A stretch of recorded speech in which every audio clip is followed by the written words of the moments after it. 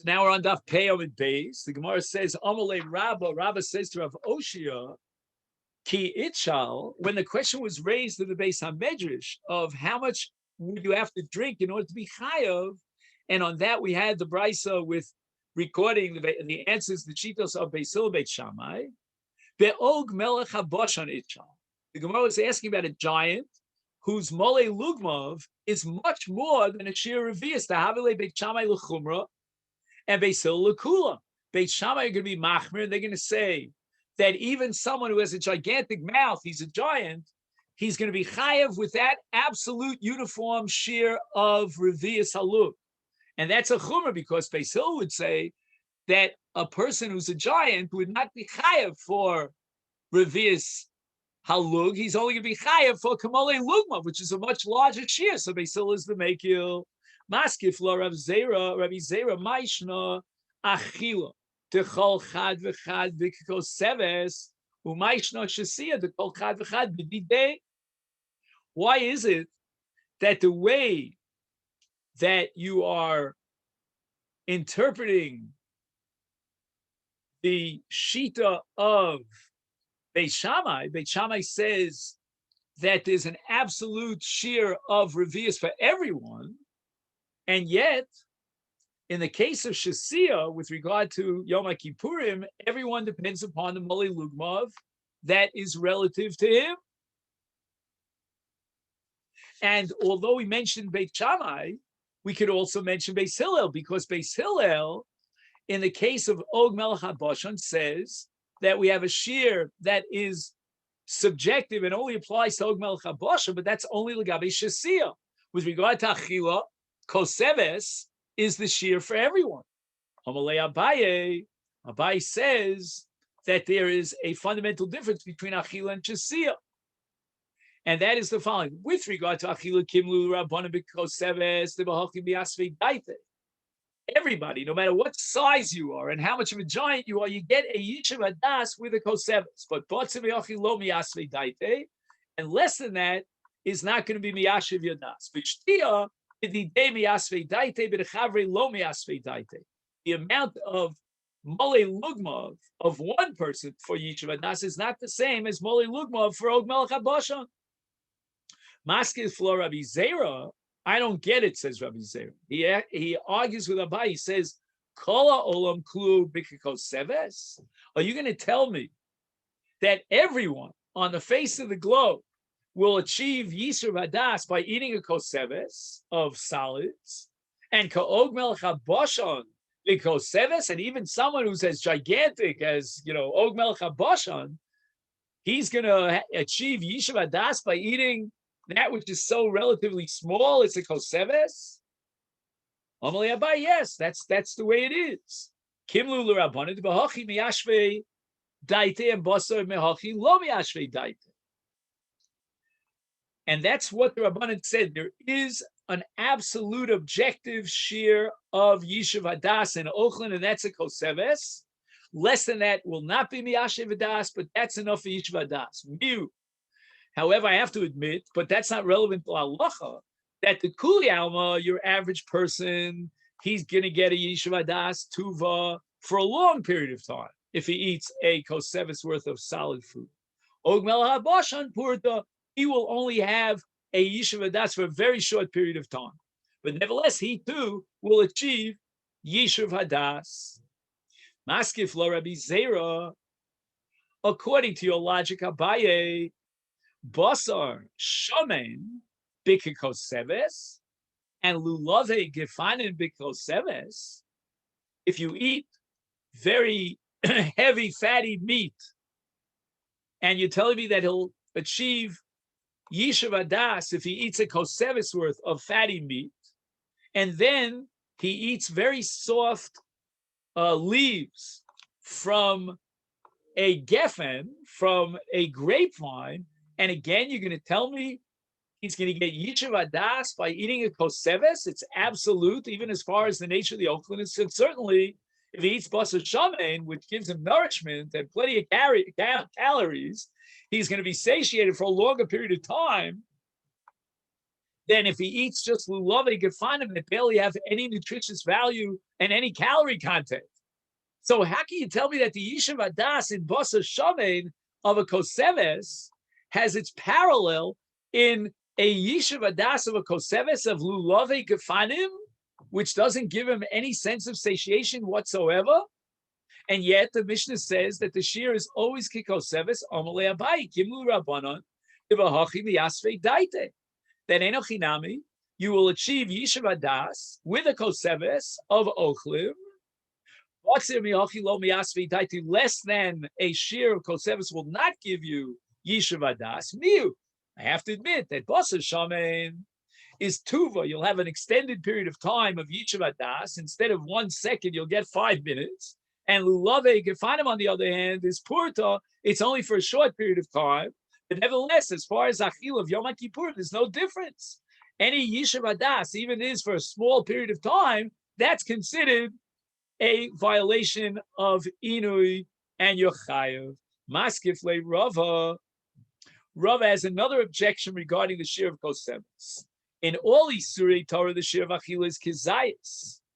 And we have a principle that if you started eating a kizayis of Isur, and it took you a long time until you finished the kizayis, so from the beginning until the end of the kizayis, a period passed called kidei achilas pras, then you'll be potter.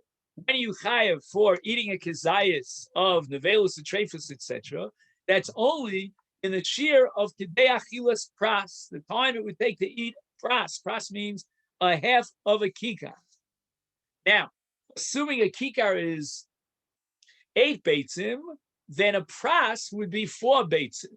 That's the shita of Rashi. The Rambam has a different shita. According to the Rambam, shear of a kikar is 6 beitzim, and therefore a pras is only 3 beitzim. But whatever the shear of shehiyah is, if he delayed and the period of time between the beginning of his achila till the end of his achila was more than the time it would take to eat a pras, then ein ha'achila mitztarefes upatu.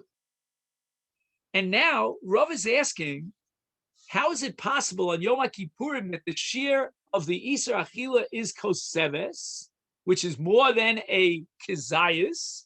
We're not sure if it's more than a kibetz, so that was machlokes we had yesterday, but it's definitely more than a kizayis. And now you're going to tell me he's chayav b'chdei achilas pras. If he started at time T1 eating his koseves worth, and he finished his koseves worth at time T2, and in between there was kidei achilas pras, it doesn't make any sense. You're going to have a shear, a larger shear of kidei achilas pras, more than a pras, in a case where the ochel that you're eating and for which you're chayav is a larger volume of ochel. The shear of shehiyah should correspond to the volume that's machayev. Amalei Abaye again.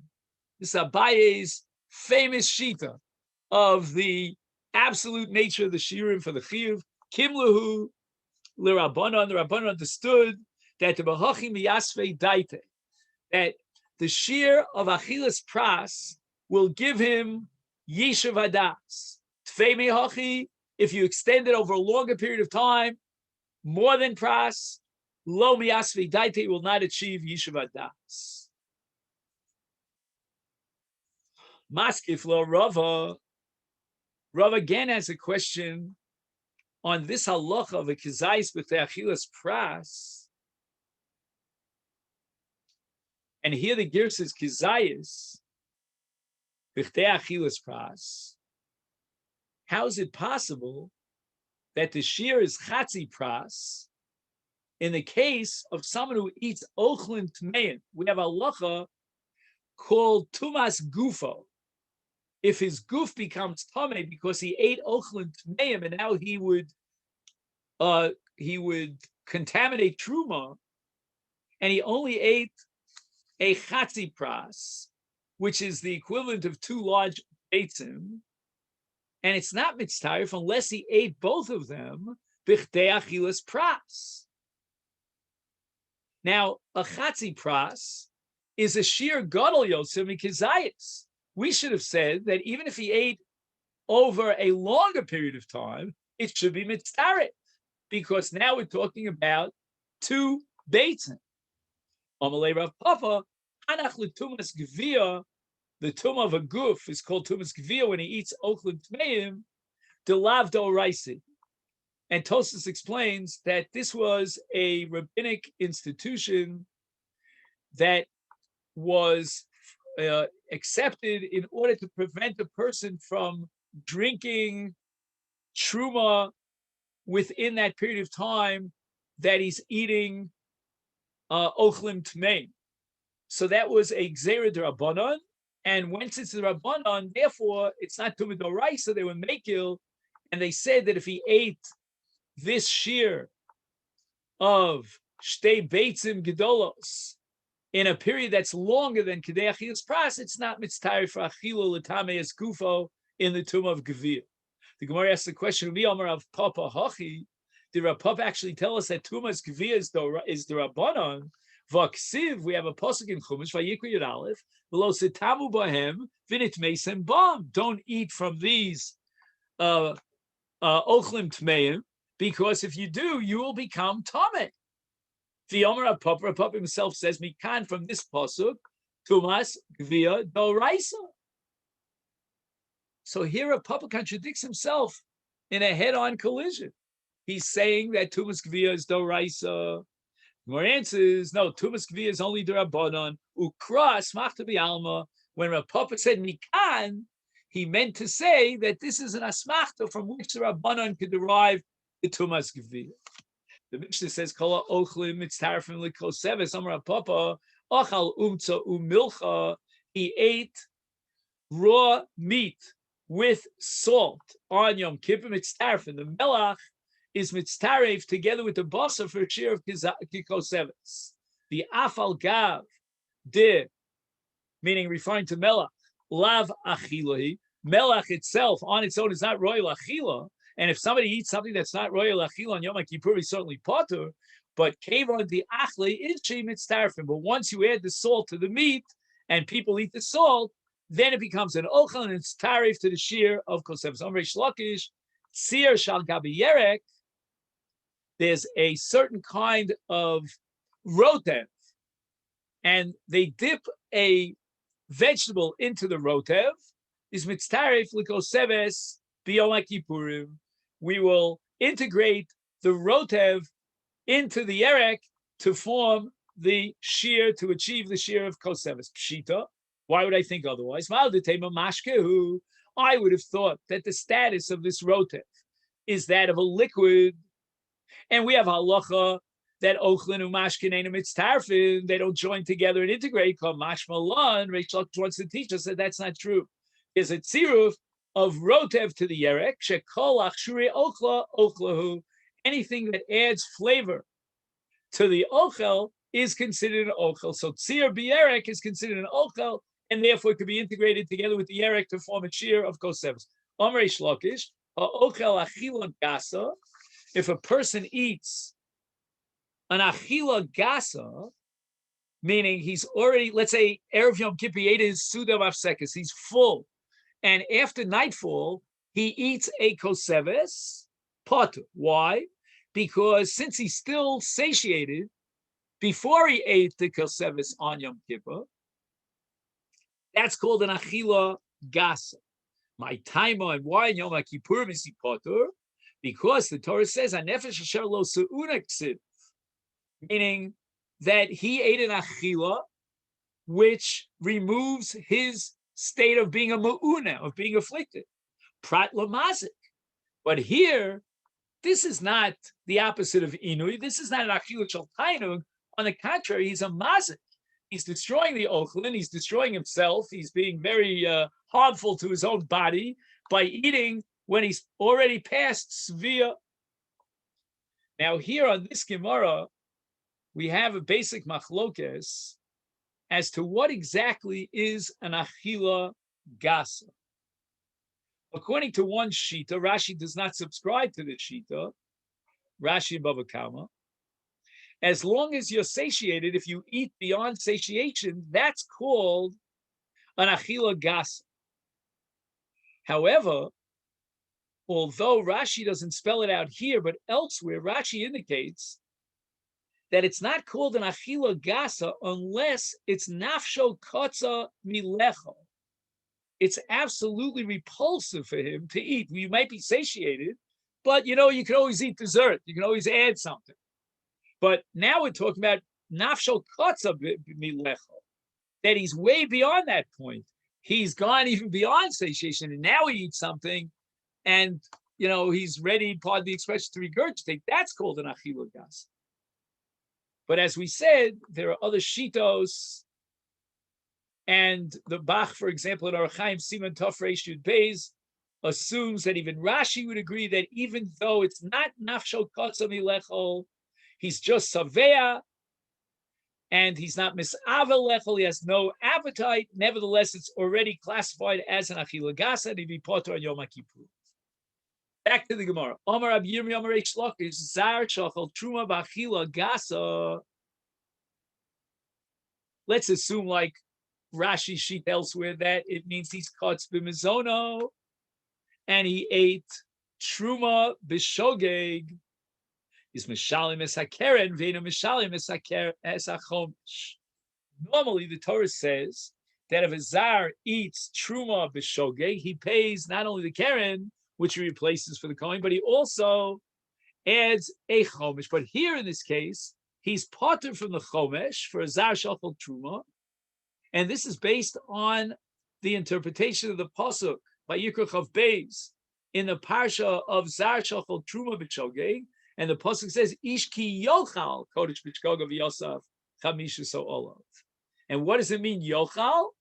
And what engenders the chiyuv of a tosefes chomesh? That's only a normal achila prat b'mazik, to the exception of a case where he's basically destroying the truma, and he has to pay the keren to replace the truma. But if he's eating an achila gasa, which is not the normal achila, then he's being mazik the truma, and therefore he's parted from chomesh.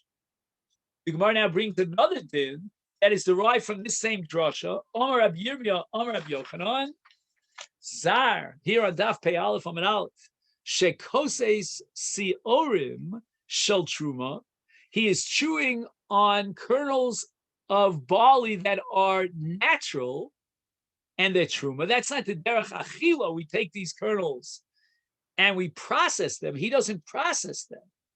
And that's called ksisa. Ksisa means when he chews on them, shalok derech achila, is mishalim es hakeren veina mishalim es hachomesh. He has to replace the siorim chayim that he ate, but he doesn't add the extra 20%. Why? Because the Torah says ki yochal prat lemazik. And a koses is considered a mazik because it's shalo kiderech achila. And here we'll finish up. Amar Rav Shizbi, Amar Rav Yochanan, zar shebola shizifin shel truma. Without chewing the truma, shizifin or plums, he swallowed it without chewing it, veikion, and then he vomited it up, and they're still whole. The achlan acher, another person comes along and eats them, maybe rinse them off first. Harishon mishalim keren vechomish. The first one who swallowed shizifin, that's considered derech achila, and he's chayiv not only a keren but also a chomish. Hasheni, he ate it after it was regurgitated by the first one. Eno mishalim el dmei eitzim la rishon bilvad. He only pays the rishon, the value of shizifim, as if it were fuel for a fire. Why? Because when the first fellow ate it, then he made a kinyan. Once he made a kinyan, by swallowing it, he's chayav to pay its value to the kohen. Now, they belong to him. He paid the keren to the kohen, and he belongs to him. Now, he vomits them forth. They're not roy lachil, they're only roy lasaka. And therefore, what he owns now is fuel for a fire. And therefore, the sheni will only pay dmei eitzim bilvad. The first one, he will pay keren v'chomich. And the second one will pay the first one dmei eitzim. Okay, then this is where we're going to stop for today. We go back to the Mishnah of Ochlin Umashkin Einon Mitzdarfin. Let me take this opportunity to wish you a great day. Thank you so much.